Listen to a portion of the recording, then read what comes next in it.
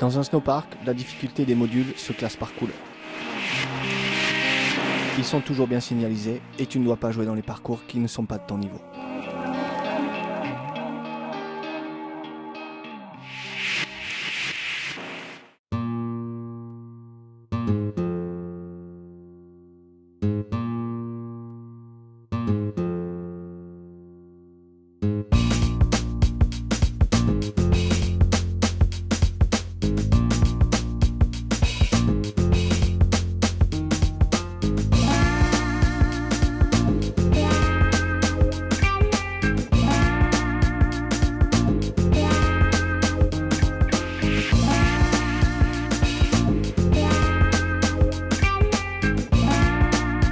Donc dans un snowpark, on peut rencontrer différentes lignes. Différentes lignes de difficulté.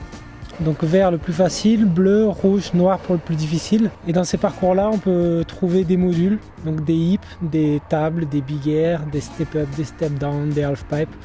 C'est un peu illimité, il y a tout un tas de styles de modules. Les modules verts et bleus sont les plus faciles. Ils sont pensés de manière à ressentir de nouvelles sensations en prenant un minimum de risques. Les rails de ces parcours ont l'habitude d'être au ras de la neige pour que tu ne puisses pas te faire mal. Ils sont parfaits pour apprendre et pour t'initier au monde du freestyle. Donc les lignes les plus difficiles à construire souvent et à entretenir sur un snowpark, c'est souvent les lignes débutantes parce qu'il faut faire beaucoup d'attention à la sécurité et contrôler régulièrement l'équilibre des modules pour qu'il y ait le moins d'accidents possible, voire pas du tout. Et c'est aussi des lignes où il y a beaucoup de passages et beaucoup de monde et donc les lignes s'usent beaucoup plus que sur les autres parcours. Après, tout dépendra du terrain et des fois on aura d'autres problèmes sur des parcours plus difficiles en fonction du relief. Mais voilà, en règle générale, c'est les lignes débutants les plus difficiles à entretenir.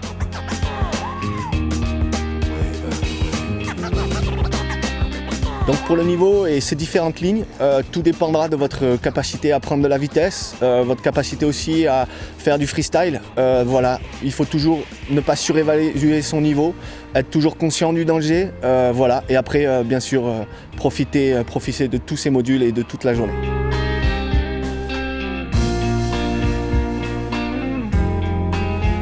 Quand tu auras suffisamment d'entraînement, tu seras prêt pour t'essayer sur des modules de couleur rouge.